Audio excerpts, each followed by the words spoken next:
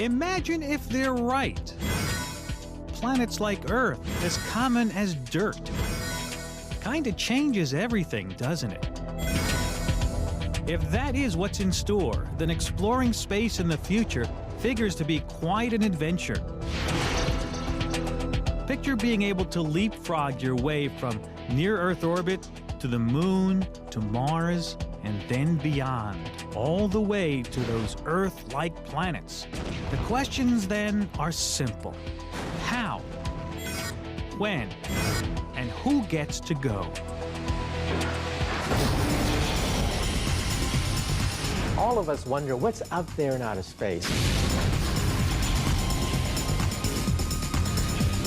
When at last we said our final goodbyes to the 20th century,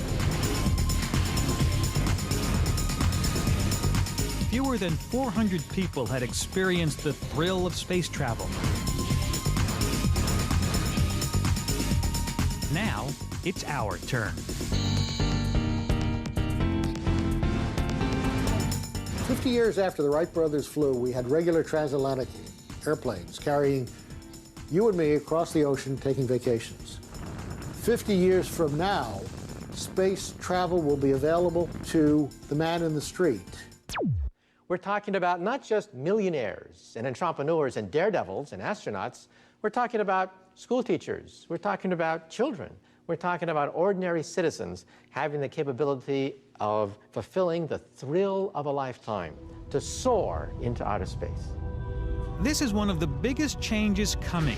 Space exploration that includes everybody. Why will it happen? 3 reasons, really.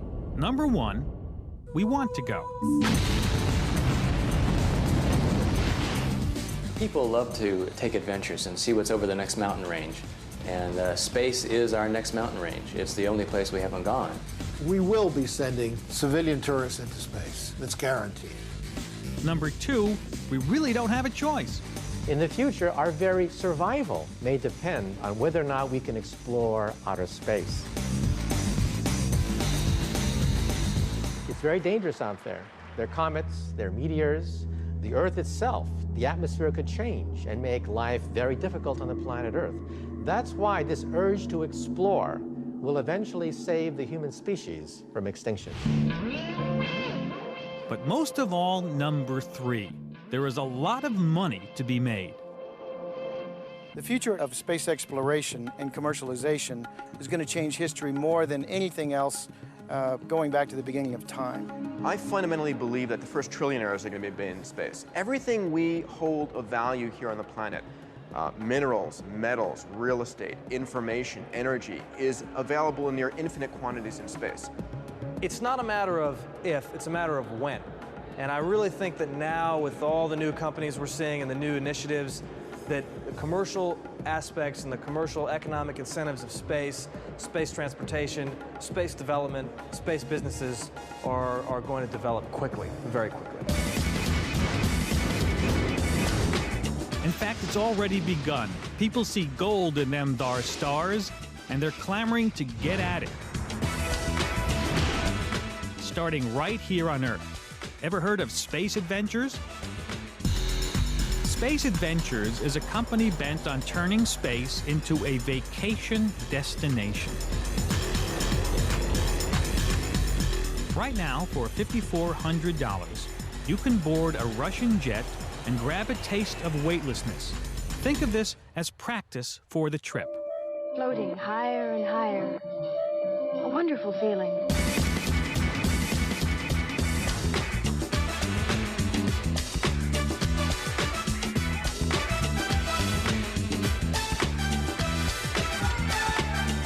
It's absolutely a physical sensation you cannot reproduce. It's unbelievable.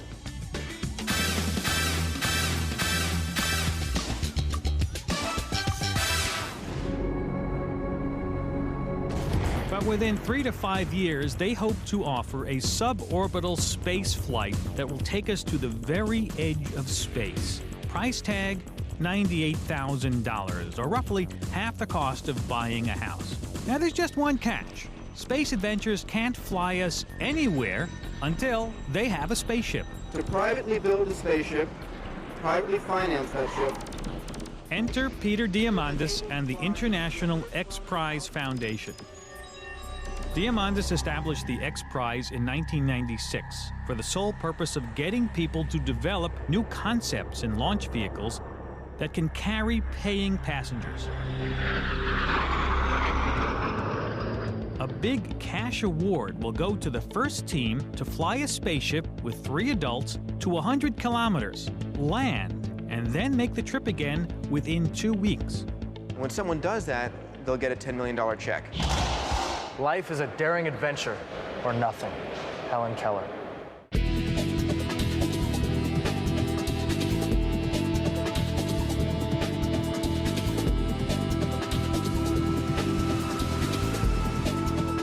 Now, instead of waiting around for NASA, 17 companies from 5 countries are determined to beat the space agency at its own game and build a new generation of hardware. The hope and the expectation is that through this competition,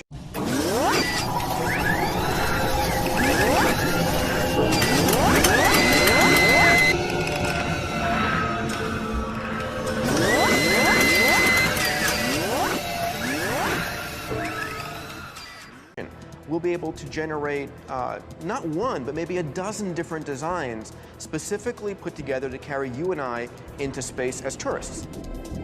Concepts range from sea-launched rockets and spacecraft that grab a tow to get off the ground, to the Roton rocket that lands like a helicopter.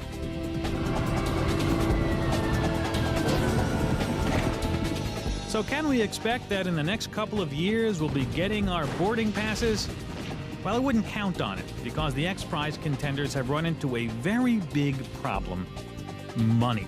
Spaceships are expensive to develop, and even more expensive to get off the ground. Imagine John Glenn made out of solid gold, and then you understand the cost of what it took to send John Glenn into outer space. $10,000 per pound to put anything in orbit. Turns out we won't get far until the cost of space travel comes down, way down. I truly believe that the key to opening this up is going to be tourism. The one thing that tourism has, which all the other space markets doesn't have, is volume. There are millions of self-loading carbon payloads, namely you and I, who've got money to go into space, and that will make all the difference. Within the next 5 to 10 years, a new generation of spacecraft should reduce the cost of space travel by a factor of 10 and eventually a factor of 100. So going into outer space may be no more expensive than a safari in Africa. Which brings us back to NASA. NASA might just win this race yet, because engineers there already have cost-cutting concepts in the works. Today, booster rockets are very expensive, and they take 3 stages to go into orbit. New NASA designs for the near future promise single-stage-to-orbit vehicles, completely reusable craft that fly into space and return like an airplane without dropping any parts. The next hurdle is to replace conventional propulsion.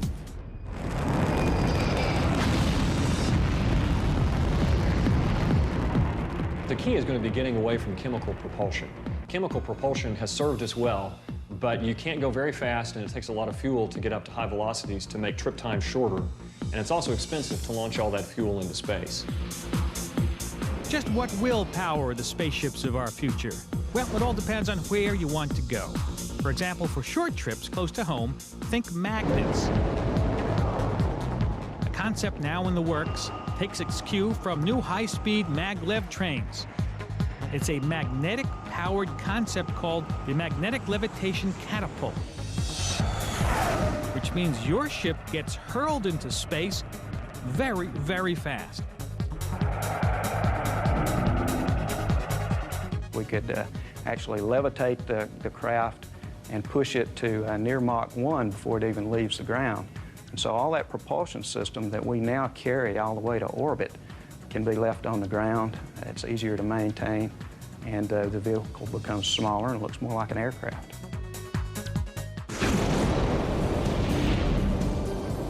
So, is it now just a matter of time until we hop aboard a spaceship to the nearest Earth orbit? Maybe not, because in order to get to the future, We first have to prepare ourselves. The next question you gotta ask yourself then is, how strong is your stomach?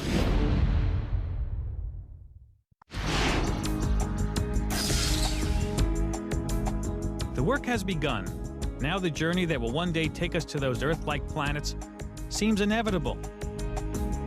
Just imagine gazing out at the vastness of space, floating in weightlessness, the euphoria, the wonder, the nausea. If you or I were launched into space on a vehicle like the space shuttle, there are a few things that are likely to happen to us beyond the gee whiz, here I am, isn't this wonderful, I'm in space, and they're not all fun. If it's our pioneering spirit that gets us into space, it will likely be a shot of Dramamine that keeps us there, because the trip, it turns out, might very well make us sick. Just ask the two people who already went. Yes, two civilians have already proved that you don't have to join the space program to take short jaunts into space. There was the British chemist Helen Sharman, who spent 6 days on the Mir space station in 1989. Believe it or not, she answered an ad on the radio. Astronaut wanted, no experience necessary. The trip was actually part of a scheme to re-energize the Soviet space program. To this day, Helen is the only woman who has ever gone into space just for the fun of it. You have to make sure something's attached all the time, otherwise it floats off and you never find it again. The second civilian actually got paid to go up to Mir, a reporter from Japanese television.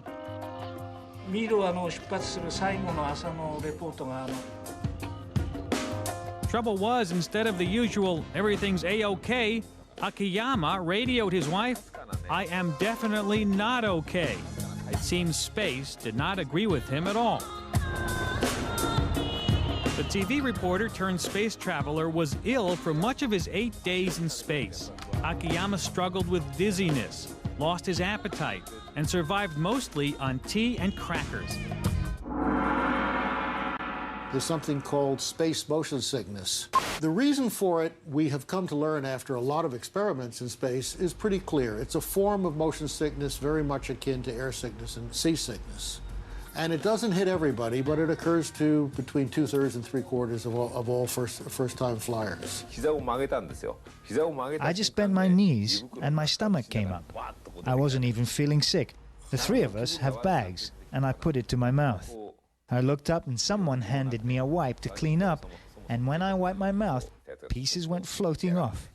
Geez, I had to grab them and put them back in the bag. Not fun. Nausea, sweating, headache. Maybe it can be pushed all the way to vomiting, and it's not really a good idea to vomit in space because the vomitus floats all over the place. It's a mess and makes you very unpopular unless you got the bag up to your face in time. The front, and put your feet in the foot holders. Dr. Conrad Wall, an MD who spent his whole life learning everything there is to know about eardrums, is studying what happens to our sense of balance in microgravity. Well, its formal name is the Earth Horizontal Axis Rotator, but we like to call it the barbecue spit. Dr. Wall is one of the people looking into countermeasures. In other words, ways to make the dizzying effects of life in space less nauseating. Okay, Jason, are you all set in there? All fine. Okay, great. We're going to start the machine up now. Ready to roll, Dave? Ready to roll. Roll them.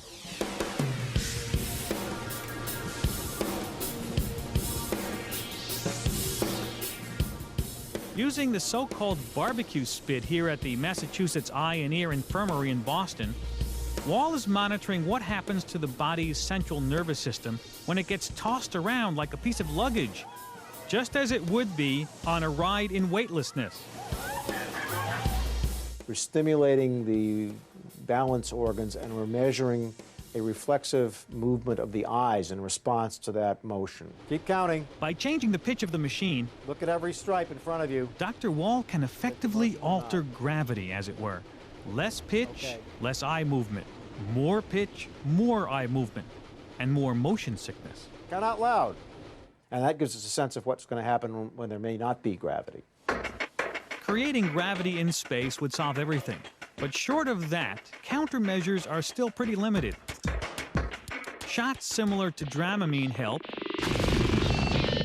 So might practice. That Space Adventures ride could constitute practice. But the simplest countermeasure is to wait it out as your body adapts to weightlessness. Apparently, your body will eventually come to grips with the nausea on its own. For starters, though, Dr. Wall does offer this advice. If we were going to space tomorrow, I would eat a light meal tonight, get a lot of rest, and be prepared to take it easy for a couple of days so that I could enjoy it. Conquering the effects of weightlessness is only step one. Next, you have to fight the disorientation that comes from having no real up or down. In other words, the nausea could come back once you get out of your seat and start moving around. Welcome to three-dimensional space orientation. This ceiling somehow seems like a floor, and the floor seems like a ceiling. And what was on the left is now on the right.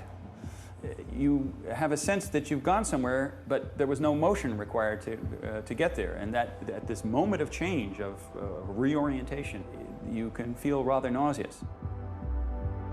It's called neurovestibular adaptation.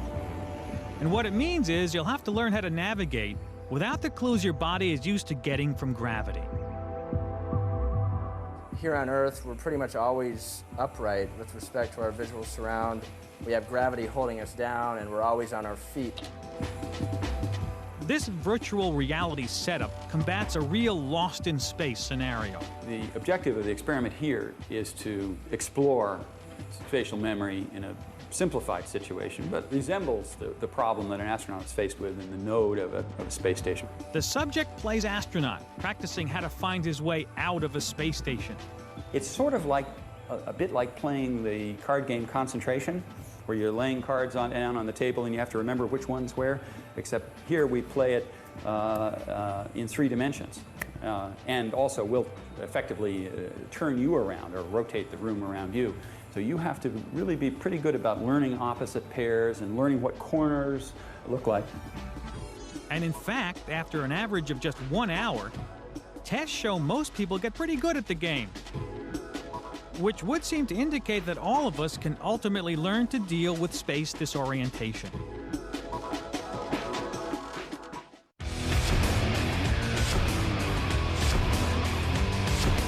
Without progress, deviation is not possible. Who said them? We're speeding Frank Zappa, you know that. Just kidding you. Now that we know what to expect, where will we go? Well, our first stop might be the International Space Station or something just like it. And if so, we're likely to lounge around in a place like this. It's called Transhab, as in transit habitat. Transhab can be attached to things like the space station and then inflated. A prototype has already been tested in NASA's space simulator.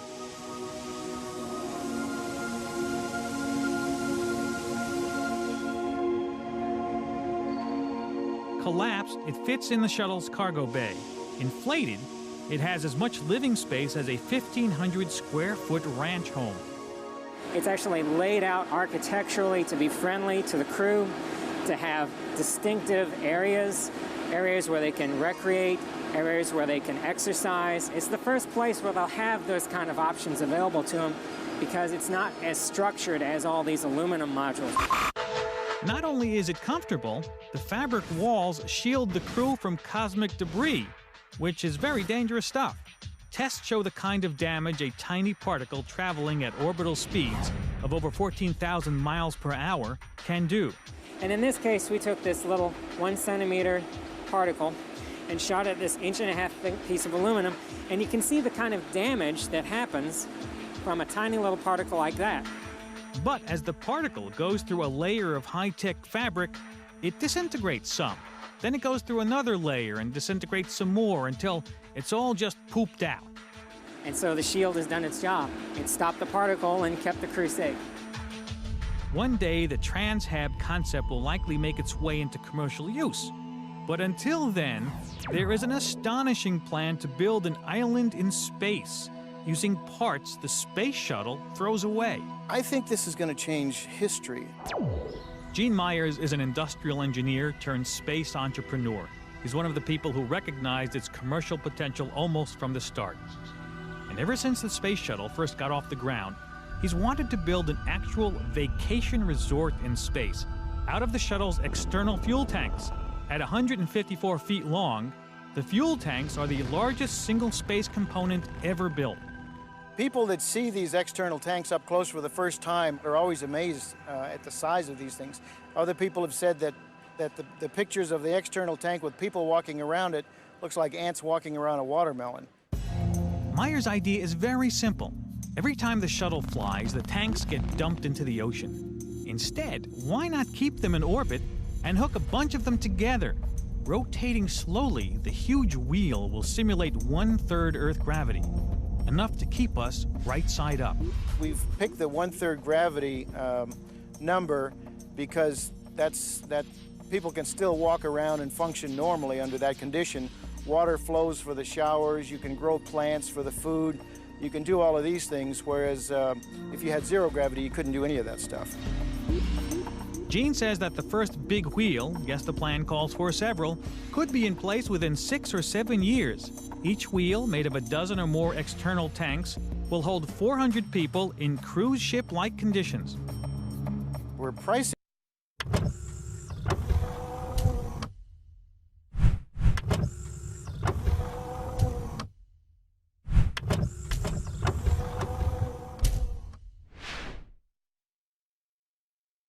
this thing so that the first 2 or 3 years of operation, it will probably cost roughly $100,000 for a couple to go up there for a week. We think by the 6th year of operation, we can drop that down to $25,000. At $25,000, the cost of space travel begins to sound almost reasonable. But what if I told you that another space entrepreneur has a plan that'll get us all the way to the moon? Who could refuse that?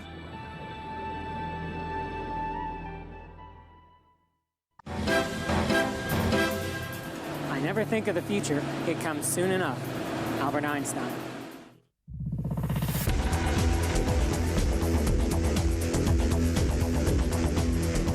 Imagine our next stop in space is on the moon.